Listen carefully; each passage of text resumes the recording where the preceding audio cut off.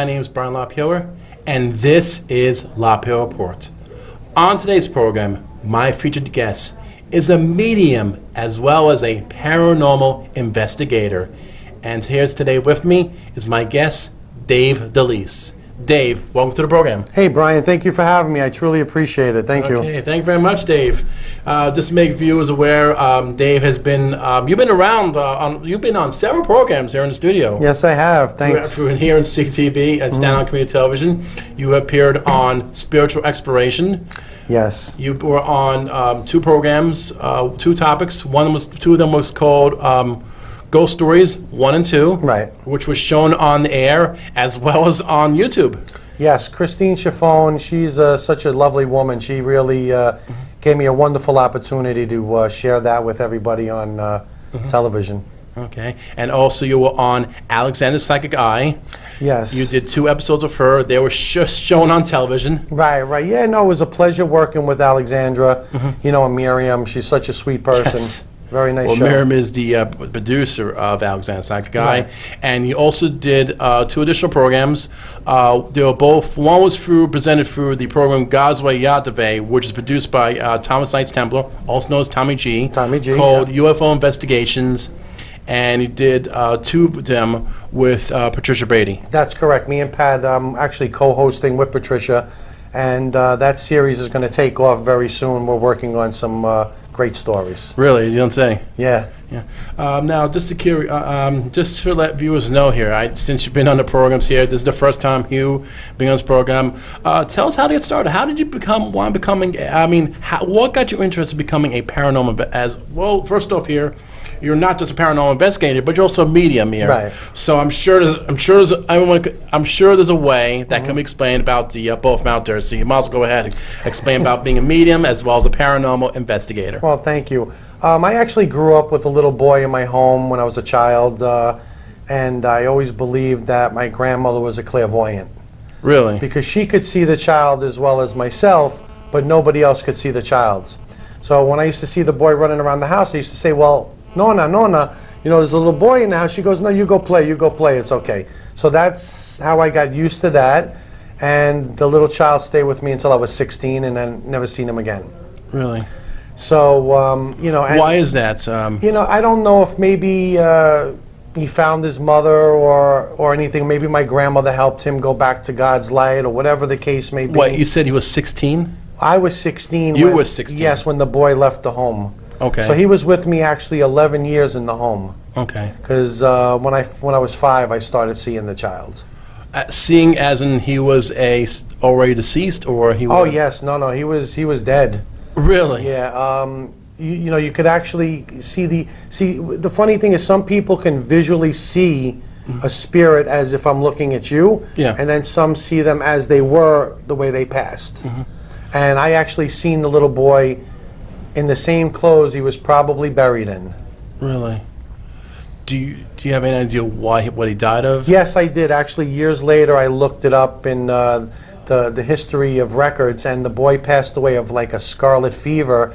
He fell down my grandparents' attic stairs and died that way. Okay. But how? Like so your grandmother, Nona. That's Nona, yeah, Nona. we would know. You know, Okay. that's what we all the Italian people call grandma. Okay, so she helped the spirit. I believe she did. She never spoke to us about that, but I always had that feeling in my heart that she was, because there was times I was in that house and I could be laying in the bed and see the rocking chair moving, Yeah. and nobody be in the rocking chair. Really? So it was around us like since I'm a little boy. Okay. But to answer your second question, as being a paranormal investigator, Yes. you know, about 6 years ago, I really started getting fully into it. I wanted to learn more, and you know, that's how my gifts of a medium came out. Okay. Is by me going through all these different areas of doing investigations. You know, everybody starts out, it's rough at first, but once you get to know the tricks of the trade, you know, you become better and better each time. Okay. So that's pretty much what I've been doing, and I've actually been doing a documentary at St. Andrew's Church. Okay. For Out here in Staten Island. Yes, in Staten Island, that's right, near Richmond Town. Okay. And I've been there 15 months doing this documentary. That's a long time. So I want to make sure it's right and correct, that when it's out for view, I want people to see the real thing. Okay. You know, I don't want no nonsense. I want them to get the full aspect of the history of Staten Island with the British, going into the paranormal Yeah. of the apparitions that I see Yeah. in this cemetery. Oh, really? Yes. You know, it's funny because I've seen St. Andrew's Church several times on television, and they have sent over so many different, not just you, but also Right. different paranormal societies to check it out, see why all these. That's why the episode's called "Remarkable Reasons" Right. of why is this happening. Like there was one time I saw it on the news where one preacher heard the organ playing, and the other preacher and the other one, the preachers go, no, they weren't Right. playing the organ. Also, they have seen times the chandeliers was shaking, but supposedly the St. Andrew's Church was not originally a church. No, it was actually a hospital. Right. And the thing about that is, doing a ghost box session in the kitchen area of the church, I actually got to speak to a woman named Kate. Kate. And Kate was actually the woman who attended to the wounded soldiers, because in the back of the hospital, not church, I'll say hospital, Right. there was a fort Yeah. where I actually found the foundation of the fort and some tombstones next to the foundation. What's Kate's last name by chance? Do you know it? Pardon me? Kate's last name. No, I don't know. I wouldn't even know that unless I looked it up in records, and I don't even know.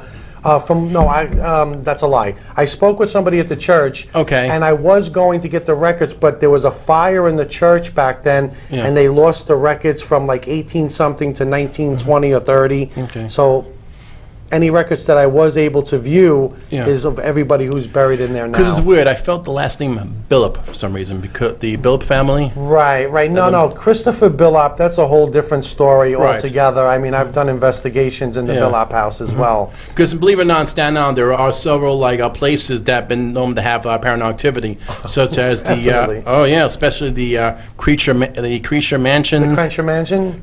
Mansion, Yeah. the Seaview Hospital. There was a farm, colony farm. The farm colony, yes. Farm colony. I've done all of them. Yes. Supposedly, I heard a new one. Now there's something in the Greenbelt. I've Well, heard. there's always been something in the green belt. I mean, these Yeah. are just things that people are finding out now. Mm-hmm. You know, what people don't realize is Staten Island is probably one of the most haunted areas in the world. In the world. Really? I mean, I've been just investigating Staten Island for the last 3 years, and I've seen things that would make your toes curl. Really? And trust me, it's amazing. And all those places you spoke about. See, you know, the farm colony. Yeah. Remember, there was a lot of people in that place. Alice Austin, Yes. famous bank robber, Right. Willie Sutton, who Okay. hid out from the police. So, you know, Also, Fort Wadsworth out here in Staten Island. yeah. There was also the Conference House over in Tonville. Also, there was a street called Bedell Avenue, I think, that we're saying if you have the headlights turned off, you'll see an apparition hanging, or you see like a gun-toting maniac. well, you know what it is? There's a lot of different speculations on the computer today. Yeah. When people are looking for haunted areas to go to in Staten Island, you'll get a list of, you know, but it is true. There are things that do happen. And to tell the honest truth, that's how I actually found out about the Vanderbilt Yeah, tomb. right. The Cornelius got spawned by Cornelius Vanderbilt. When I took a photo there, it was amazing what I got on the photo. Really? But I'm saving that photo for my book. Okay. So, you know, when I... There is a book coming out? Yep, there's going to be a book Really? coming out probably by September about paranormal experiences I've just seen and been through on Staten Island. That's not even including places like the Shanley Hotel that I've been to, Penhurst, you know, Lizzie Borden's house. Right. So, I mean, there's just tons that I've done, but, you know, right now I'm loving Staten Island because there's a lot of stuff here Yes. that people don't understand. Okay. I moved out to Staten Island in 1990 for a different reason, not because of paranormal. It's just that we felt the education in Brooklyn's District 22 wasn't really that great. Okay. So Staten Island, of course, has one district, which is 31. Right, right. Yeah. Also on the program, we do have photos, which was Yes. taken by you, Dave, Yes. including 2 additional photos, which are throwback photos. We're going to see if we can try to get this. Our director, Helene, who's at the controls. Can we get picture number 1 ready? Okay, here we are. Okay, this is a Yeah, photo. can you explain this one? Definitely. This is a photo that I had taken inside the Lizzie Borden house. Okay. And this is actually Mrs. Borden sitting on the bed. You can see a full Class A body apparition, and to the right side of her, there is a man talking to her. Really? So you can actually see that face if you blew it up more. Like, you could clearly see that that is a body sitting on the bed and not a mannequin or anything else like that. It's truly a Class A photo. Now, has anybody else taken a picture of that? Nobody is. I've spoken with Leanne, who is the owner of the Lizzie Borden establishment. Okay. And she's never seen a photo like this in all the years of her. Just curiosity, where is the house located? They're up in Little Falls, Massachusetts. Massachusetts. And it's a beautiful home. I mean, it's such a great place to go visit. It really is. By any chance, okay, let's go to picture number 2. All right, this is a photo while I was filming, doing my documentary. You know, when you're a medium, you get certain feelings when you're out there. And this face actually appeared to me as I was walking, taking photos. Okay. Now, this is of a woman. You know what? I don't know who the woman is, but you can see as clear as day that face was yelling for something. Okay. I just couldn't understand it at the time. Now, but you do have also audio equipment that you can tell. Yes. So, okay, we have picture number 3. Now, this photo here was taken during another part of an investigation at St. Andrews, where you actually get to see a spirit starting to manifest. It was, I mean, I could see that with the naked eye. Oh, yeah? So, I mean, as soon as I seen that, I took the camera and started taking photos, and I got about 12 photos with this spirit manifesting. Okay. So I got 12 different shots, but I wanted to bring one to show the audience. Okay, and let's go to the next picture. Again. Okay, this is another part of St. Andrews where I was doing an investigation. Yeah. Now, if you notice where that picture is, Yeah. that is actually a statue of Mother Mary. Okay. Now, that statue just disappeared, and that is what appeared in front of me, which was this man in Is a it- black suit and a white shirt with a full beard and mustache. I mean, Looks it's, familiar. Who does he look like? you know, I don't know. I mean, there's a tombstone there. His name is Mr. Diamici.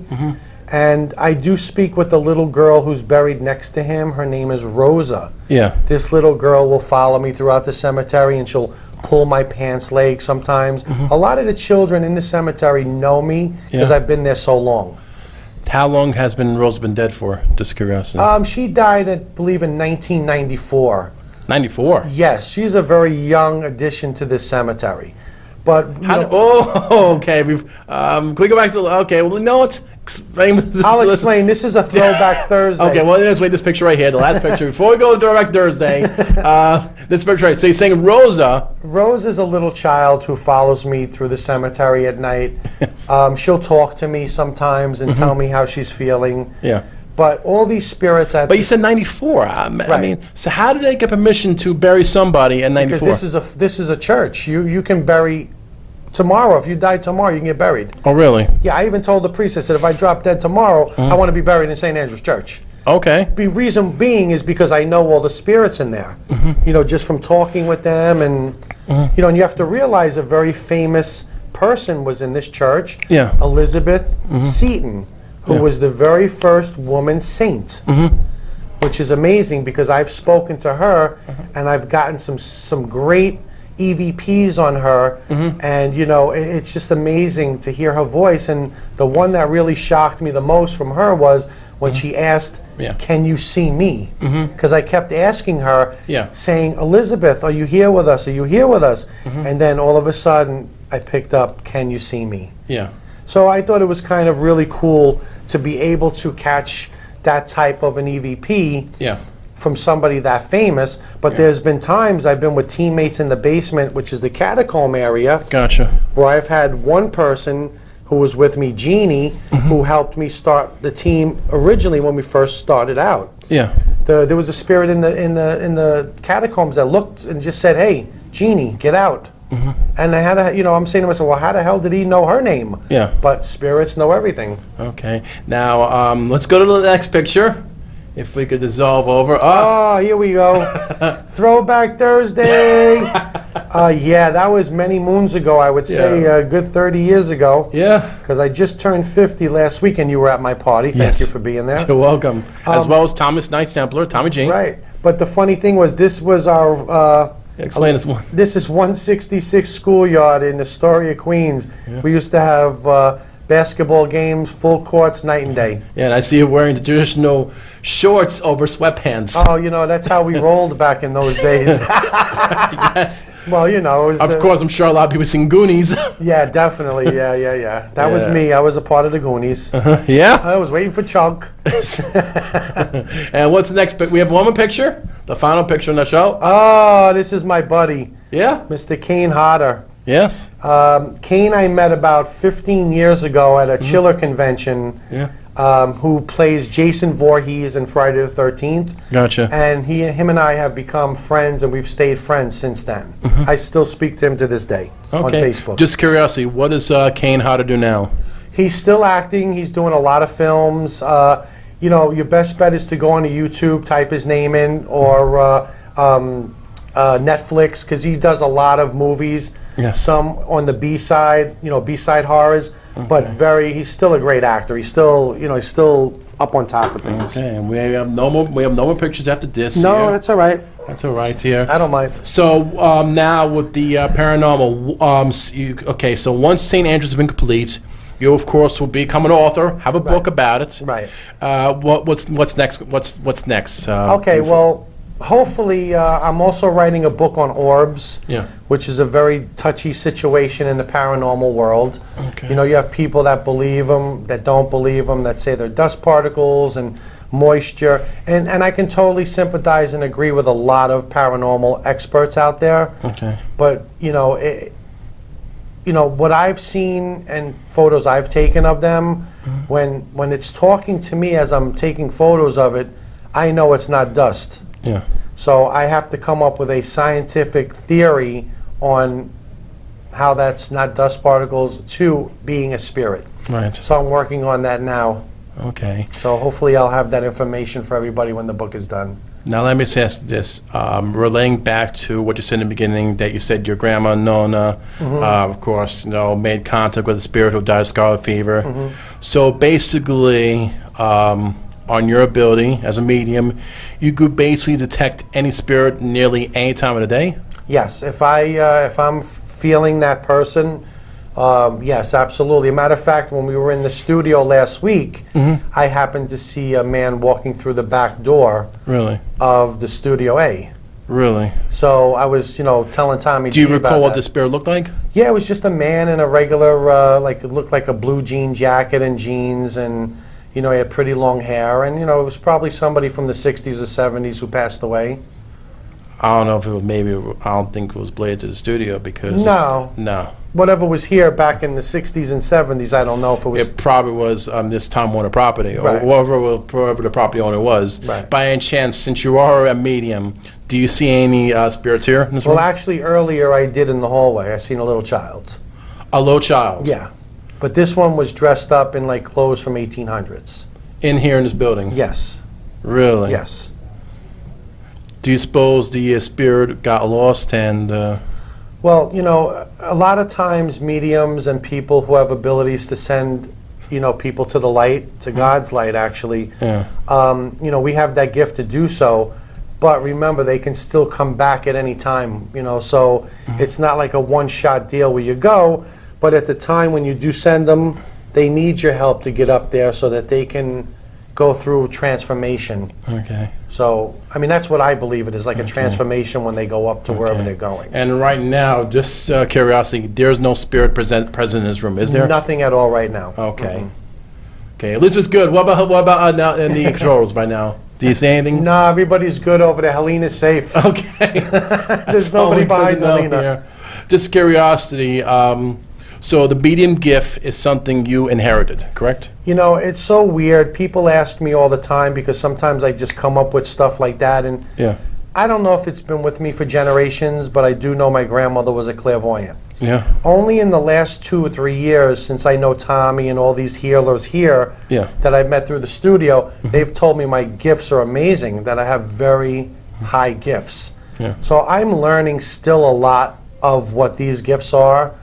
But the main thing to me right now is I can actually physically see and speak to them. Okay. So that to me is plenty enough of a gift right now. Okay. Because I'm still trying to grasp that. Okay. You know? Just curiosity, do you expect a plan to teach people how to open up to the gifts by any chance? You know, I would love to do that at some point in time, but I'm going to be selfish right now. Okay. And I'm going to eat up the paranormal world because I truly love it. I truly love being a part of it.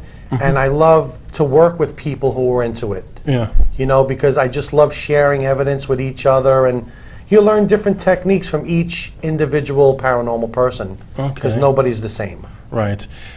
Just curiosity. In the, of course, one of the biggest paranormal stories. I mean, never mind about the Malaysian flight 370. They're not sure whether where the plane flew to. One of them, of course, is Jimmy Hoffa. Jimmy Hoffa.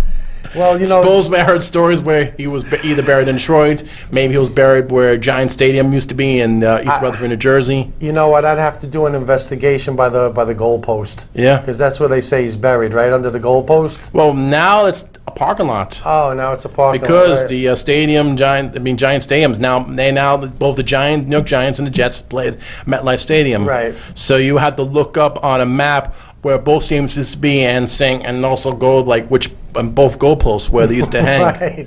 Yeah, that would be pretty difficult, but I doubt it was unless he was buried at Shea Stadium. But then again, nah, I don't think he would. You know, to tell you the truth, nobody will ever know the truth on that.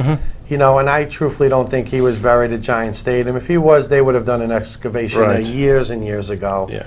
You know, that was just hearsay. just curiosity, since our background is, of course, the World's Fair in Queens. Have you ever been to Citi Field? Oh, yeah, all the time. I love the Mets. That's my team. Yeah. And I've also been to Citi Field to do investigations, too. Really? Absolutely. I've done 2 investigations in Flushing Meadow Park. Where the zoo used to be. That actually was once a carriage house for slaves back in the old days. Oh, really? And I spoke with a couple of slave people, which was amazing because I got to hear their side of the story and what was going on back in those days. Because back then, between Corona and Flushing, that was all farmlands. Right. And, you know, things like that. So it was quite interesting to do an investigation there. You know, it would be a place that most people wouldn't think of going. Yeah. But that's me. I like to go to odd places. You know, I want to go do different things. You know, I don't want to Okay. do the same thing. What about Cunningham Park? You know, at Cunningham Park, which I call Alley Pond Park, Yeah. that's where I grew up. You know, Oh, really? hanging out and like doing barbecues and stuff at 3 in the morning, having beers. You know, as a kid, you're growing up. Yes. But I've never done any investigations in there, but there are a lot of strange things that went on there because you had Creedmoor, Really? which was not even 5 minutes away from the park. Really? So God, where those baseball fields are, God only knows what went on in that hospital. Okay. You know, you're talking the same thing like Willowbrook. Yeah. You know, if it wasn't for Geraldo Rivera, Yes. you know, breaking in on that story, Yeah. you would never know what happened. That's true. But just remember all the deaths that went through, you know, and the abuse of the children and everything else. You know, all those spirits are roaming. Yeah. You know, and then you had the Andre Rand murders back in those days, and they found that poor kid on the grounds of CSI. Yeah, a girl. Yeah, it was Jennifer. What's her name? Jennifer. I can't think of her last name, but it was Jennifer. It was a Yeah. shame, you know. Right. And then you know, it's just a hard thing to deal with. But you know, Yeah. it is what it is, you know. But spirits are definitely here. They're roaming around by the hundreds. Yes. You know, so this is what gives every paranormal investigator the chance. But a lot of people like to go away and do things in different, you know, parts of the country. Like I've done investigations in the Mayan ruins in Peru, Yeah. Mexico, you know, and when I'm ready to air those, I'll air them. Okay. Speaking of mediums, do you have any tips out there for anyone that's a medium? Well, I mean, just to really respect the gifts that you have, you know, and share them as much as you can. And as myself, I have healing hands. Yeah. So if you heal So I mean, somebody, don't forget there was also the TV show, not to interrupt, the TV show Medium, Alison Dubois. Right, And of right, course, right. they made a whole thing with the episodes where Patricia Arquette was, of course, Alison Dubois. Right. And she had the 3 daughters. Right. And of course, her middle, they didn't really inherit the gifts. I mean, except the oldest one did. Mm-hmm. And then all of a sudden the middle child, and then of course right. But Yes. everybody has the gift. Yes. It's just when it comes out. Right. That's how I look at it. You all have the gift. Mm-hmm. Don't be afraid of the gift. And if you have questions, please ask the questions to anybody. If you know anybody who's a medium or anybody, or look it up online. But always ask the questions and don't be afraid of it. Okay. Time's definitely running out, Dave. I definitely thank you for coming on the Thank program. you so much for having me, If Brian. anyone I out appreciate there it. wants to make contact with you, how can anybody do that? Please, you can email me at ghostlyspirit12@gmail.com. Or if you want to see any videos of investigations, you can go to my YouTube page and just type in Dave DeLeese. Okay. And my name is Dave DeLeese from Paranormal Dreams. Okay. If anyone out there wants to make contact with me, they could write to the studio or email me at lapierreport@gmail.com. I would like to thank right now Hunley Bichiri, the staff and crew of the studio, and the accounting firm of AJC Advisors. To the viewers, I'm Brian LaPierre, and this was LaPierre Reports. Thanks for watching.